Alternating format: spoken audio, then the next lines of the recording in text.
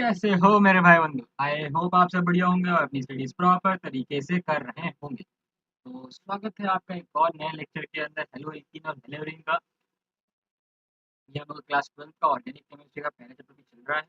ठीक है, ये भी फ्यू डेज के अंदर ये भी खत्म हो जाएगा। उसके बाद हम लोग नेक्स्ट चैप्टर की तरफ पढ़ेंगे जो कि बहुत ही इंटरेस्टिंग चैप्टर है, अल्कोहल फिनॉल ईथर।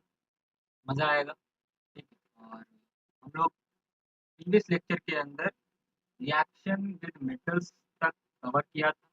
ठीक है, वो वाला टॉपिक हमने कवर किया था। आज का जो टॉपिक है बहुत ही इंटरेस्टिंग है, बहुत ही इंपॉर्टेंट टॉपिक है, क्योंकि ये समझेंगे तो आप समझ पाओगे कि कैसे आपका हेलो एल्केन रिएक्शन मैकेनिज्म में पार्टिसिपेट करता है और कौन सी रिएक्शन केमिकल रिएक्शन वो परफॉर्म करते हो कैसे करता है। ठीक है, पहले हम वो देखेंगे। उससे पहले हम छोटे से टॉपिक की तरफ पहले बढ़ते हैं। ठीक है, उसको समझने की कोशिश करते हैं क्योंकि उससे भी एक दो क्वेश्चन बने हैं पिछले सालों के अंदर नीट के अंदर। ठीक है, पहले उसको एक बार समझते हैं। ठीक है, ये टॉपिक है आपका अबाउट सी एक्स,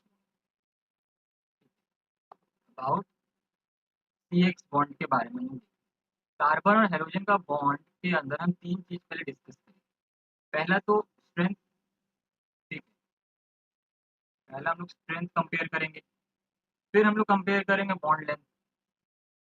ठीक है, पहले हम लोग स्ट्रेंथ कंपेयर करेंगे, फिर बॉन्ड बॉन्ड लेंथ कंपेयर करेंगे, और उसके बाद हम कंपेयर करेंगे डायपोल।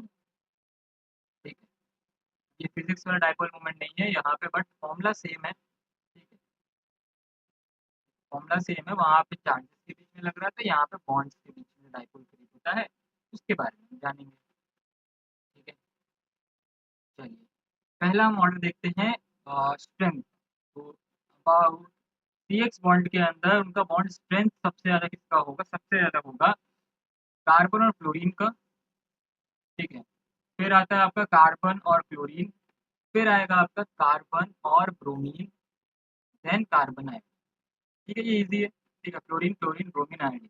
बॉन्ड स्ट्रेंथ ऐसे क्यों? क्योंकि इसका साइज स्मॉल है। ठीक है, फ्लोरीन का साइज स्मॉल रहता है तो बहुत अच्छे से बॉन्ड को होल्ड करके रखते हैं, जिससे स्ट्रेंथ की इंक्रीज। ठीक है, अब कंफ्यूजन कहाँ आती है? लेंथ और डायपोल मोमेंट। उससे पहले मैं डायपोल मोमेंट का पहले फॉर्मूला लिख देता हूँ। क्यों मैं ऐसा बोल रहा हूँ कि बॉन्ड लेंथ डायपोल मोमेंट में कंफ्यूजन क्यों होती है देखा। डायपोल मोमेंट को हम म्यूज दिखाते हैं और ये होता है आपका चार्ज, चार्ज इंटू, एक मिनट, ठीक है, चार्ज इंटू लेंथ होता है आपका डायपोल। ठीक है, अब देखिए अगर हम चार्ज की बात करें, ठीक है, तो चार्ज की अगर हम बात करें और लेंथ की बात, तो यहाँ पे लेंथ आ रहा है, और डायपोल मोमेंट और बॉन्ड लेंथ का जो ऑर्डर है वो बहुत ही अलग है। दिखाता हूँ कैसे। तो अगर मैं पहले बात करूँ डायपोल मोमेंट की, उसका ऑर्डर लिख लेते हैं पहले। उसका ऑर्डर होगा हमारा carbon chlorine, then carbon fluorine, then carbon bromine, then carbon iodine. ठीक है, तो ये बात होगी। और बॉन्ड लेंथ का जो ऑर्डर आता है वो आता है carbon iodine, then carbon bromine, then carbon chlorine, then carbon. तो एकदम उल्टा ही ऑर्डर आ रहा है, और यहाँ पे ऑर्डर चेंज कहाँ हो रहा है वो देखिए। इस हिसाब से बॉन्ड लेंथ ऐसा ऑर्डर है। अगर हम उल्टा करते, ठीक है, इसका हम उल्टा करें तो कार्बन फ्लोरीन का बॉन्ड लेंथ डायपोल मोमेंट पहले आना चाहिए। ठीक है, ये अगर इसकी लेंथ छोटी है, ठीक है, अगर इसका लेंथ छोटा है, ठीक है, तो डायपोल मोमेंट इसका ज़्यादा होना चाहिए। ठीक है, अगर इसका लेंथ छोटा है तो इसका डायपोल मोमेंट ज़्यादा होना चाहिए। बट हम लोग कार्बन क्लोरीन क्यों लिखते हैं? क्योंकि अगर हम बात करें चार्ज ओवर डिस्टेंस की, ठीक है, चार्ज ओवर डिस्टेंस, तो जब हम डायपोल मोमेंट मेजर कर रहे हैं तो यहाँ पे डिस्टेंस डोमिनेट करता है। ठीक है, यहाँ पे क्या कर जा रहा है? डिस्टेंस डोमिनेट कर रहा है। नो डाउट इसके ऊपर चार्ज बहुत ज़्यादा है, चार्ज डेंसिटी बहुत ज़्यादा है, क्योंकि बहुत हाईली इलेक्ट्रोनेगेटिव है। ठीक है, बट जब हम डायपोल मोमेंट निकाल रहे हैं, क्लोरीन से ज़्यादा चार्ज क्लोरीन के, सॉरी, क्लोरीन से ज़्यादा चार्ज क्लोरीन के पास है, नो डाउट। तो बट हम लोग चार्ज को यहाँ पे डोमिनेंट फैक्टर नहीं मान, यहाँ पे हम मान रहे हैं इन दोनों के बीच में क्लोरीन, क्लोरीन ओवर क्लोरीन का लेंथ ज़्यादा है, इसीलिए हम क्लोरीन को क्लोरीन से पहले लिख रहे हैं डायपोल मोमेंट, तो यहाँ पे ये डोमिनेट कर जाता है, लेंथ डोमिनेट करता है। ठीक है, तो ये तीनों ऑर्डर आपको हाईली रिकमेंड मैं करता हूँ, इसको याद रखिएगा। ठीक है, करना कुछ नहीं है, स्ट्रेंथ का ऑर्डर आपको ऐसे याद रह जाएगा, फ्लोरीन क्लोरीन ब्रोमीन आयोडीन। कैसे याद रखना है स्ट्रेंथ को? स्ट्रेंथ को आपको याद रखना है as compared to the charge. इसका चार्ज ज़्यादा डेंसिटी है, ठीक है, और स्मॉल साइज है, तो इसकी स्ट्रेंथ ज़्यादा है होल्ड करने की बॉन्ड। उसके बाद बॉन्ड लेंथ और बॉन्ड डाइपोल मूवमेंट में क्या कंपैरिजन है? अगर आपको बॉन्ड लेंथ का ऑर्डर याद है तो वेल एंड गुड, क्योंकि आपको साइज के हिसाब से देखना पड़ेगा। ठीक है, बॉन्ड लेंथ आपका साइज के ऊपर है, जिसका ज़्यादा बड़ा साइज उसका ज़्यादा बॉन्ड लेंथ। ठीक है, बट अगर हम डाइपोल मूवमेंट की बात करें तो यहाँ पे आपको लेंथ कंपेयर करना है। ठीक है, लेंथ कंपेयर करके यहाँ पे लिखना है। ठीक है, ब्रोमीन आयोडीन की प्लेस चेंज नहीं होगी, बस आपको कहाँ ट्विस्ट करना है, जब इसको आप उल्टा करोगे तो बस आपको क्लोरीन की जगह फ्लोरीन, फ्लोरीन की जगह क्लोरीन। ठीक है, यहाँ पे बस आपको थोड़ा चेंज करना है। ठीक है, इसे तो आई होप आपको ये सी एस बॉन्ड समझ आया, सी एक्स बॉन्ड समझ आया होगा। ठीक है, ज़्यादा कुछ इसमें रॉकेट साइंस नहीं है। हाँ, थोड़ा सा आपको इसको याद। ठीक है, चलिए अब आगे बढ़ते हैं केमिकल रिएक्शन इसकी तरफ। अब हम डिस्कस करने वाले हैं केमिकल रिएक्शन।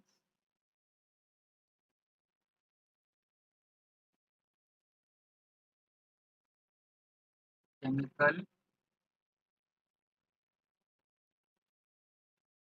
रिएक्शन। अब केमिकल रिएक्शंस किस किस के बारे में? पहला हम लोग डिस्कस करेंगे केमिकल रिएक्शन जो कि हम लोग का हेलो एल्केन परफॉर्म करता है। ठीक है, अब हमें देखना है कि हेलो एल्केन कौन से टाइप का केमिकल रिएक्शन परफॉर्म करता है, तो हमें पता है। ठीक है, कौन से टाइप का? Nucleophilic substitution reaction. ठीक है, तो अगर हम बात करें एल्काइल हैलाइड्स की, ठीक है, एल्काइल हैलाइड्स की अगर हम बात करें तो वहाँ पर आपको क्या देखने को मिलेगा? वहाँ पर आपको देखने को मिलेगा nucleophilic substitution reaction. Nucleophilic substitution, substitution. ठीक, सब्स्टिट्यूशन, सब्स्टिट्यूशन रिएक्शन। तो ये वाली रिएक्शन आपको देखने को मिलेगी एल्काइल हैलाइड। अब इसमें होता क्या है पहले उसको समझिए। अब एक न्यूक्लियोफाइल होता है आपका, ठीक है, एक न्यूक्लियोफाइल होता है, उसके बाद हमारा एल्काइल हैलाइड होगा, और उसके साथ एक सॉल्वेंट होगा। यही सॉल्वेंट हेल्प करेगा निकालने में बाहर। ठीक है, किसको बताएंगे। और जैसे ही रिएक्शन कंप्लीट होता है तो होता क्या देखिए, न्यूक्लियोफाइल अटैक करता है किसके ऊपर? अल्काइल हैलाइड्स के ऊपर। क्यों? क्योंकि इसके पास है लिविंग ग्रुप। ये जो हमारा हेलोजन होता है ये होते हैं लिविंग, ये होता है लिविंग। अब जैसे ही न्यूक्लियोफाइल अटैक करता है, ठीक है, आपका कार्बन वाले चार्ज के ऊपर, ठीक, कार्बन के ऊपर, तो क्या होता है? जैसे लिविंग ग्रुप निकल रहा है, लिविंग ग्रुप आपका क्या है? Electron withdrawing group. इलेक्ट्रॉन क्या कर रहा है? विड्रॉ कर रहा है, यहाँ पे पॉजिटिव चार्ज आ जाएगा। और न्यूक्लियोफाइल क्या होता है अभी समझाऊंगा। न्यूक्लियोफाइल होता है आपका न्यूक्लियस लविंग स्पीसीज, इसलिए उसको न्यूक्लियोफाइल नाम दिया है। तो ये न्यूक्लियस से प्यार करता है, मतलब पॉजिटिव चार्ज की तरफ आकर्षित हो जाता है। जैसे ही एक अच्छा लिविंग ग्रुप उसको दिखा तो ये अटैक मार देगा, बोलेगा भाग जाए। लिविंग ग्रुप का मतलब ये है कि भागना है। तो क्या होगा एट लास्ट? तो ये न्यूक्लियोफाइल आके जुड़ जाएगा और यहाँ पर लिविंग ग्रुप निकल जाएगा। ठीक है, अब ये जो लिविंग ग्रुप है इसकी स्टेबिलिटी डिपेंड करती है कितनी फास्ट रिएक्शन आपका हो। ठीक है, इसकी स्टेबिलिटी आपका डिपेंड करती है। जितना अच्छा स्टेबल आपका लिविंग ग्रुप होगा उतना ही ज़्यादा रिएक्शन फॉरवर्ड मूव करेगा। क्या बोल रहा हूँ मैं? इसको एक बार सेंटेंस के फॉर्म में लिख लेते हैं ताकि आपको रिविजन करने में ध्यान आए। ठीक है, नोट करके लिखेंगे सब। नोट ये करना है आपको, more the stable leaving group, more the stable leaving group, more the reaction will be in the forward. More the reaction moves in the forward. Moves in the forward direction. ठीक है, तो I hope आपको ये बात समझ आ गई। अब stability alter क्या है?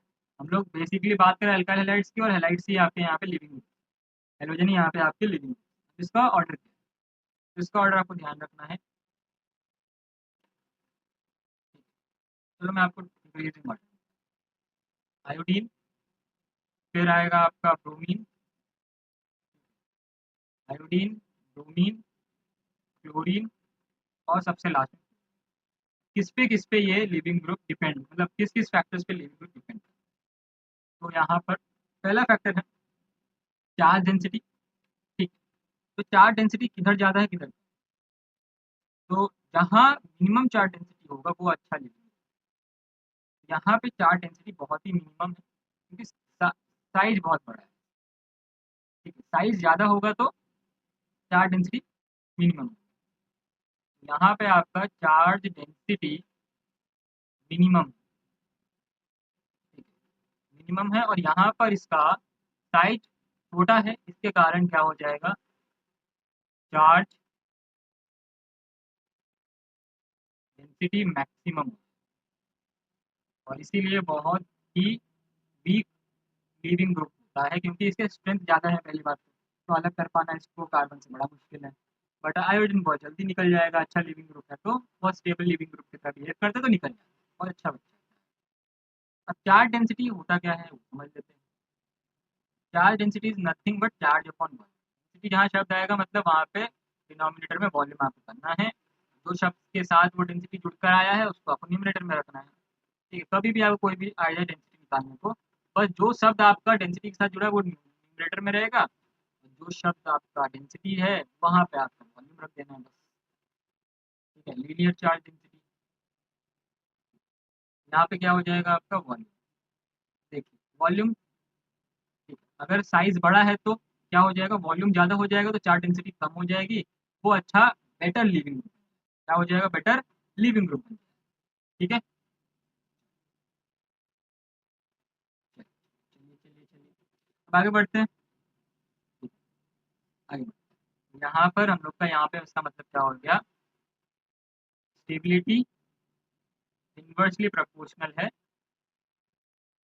चार्ज डेंसिटी के, ये हम लोग अभी देख लिया है। ठीक है, तो यहाँ पर हम लोग ने ये बात समझ ली कि कौन सा रिएक्शन होता है, न्यूक्लियोफिलिक सब्स्टिट्यूशन वो भी देख लिया। अब हम लोग बात करेंगे लिविंग ग्रुप, सॉल्वेंट और न्यूक्लियोफाइल। और फिर हम लोग बाद में देखेंगे कि न्यूक्लियोफाइल के दो टाइप, SN1, ठीक है, और SN2। ये हम लोग डिस्कस करेंगे नेक्स्ट लेक्चर में, अभी के लिए इतना ही, मिलते हैं आपको नेक्स्ट लेक्चर में, तब तक के लिए बाय बाय।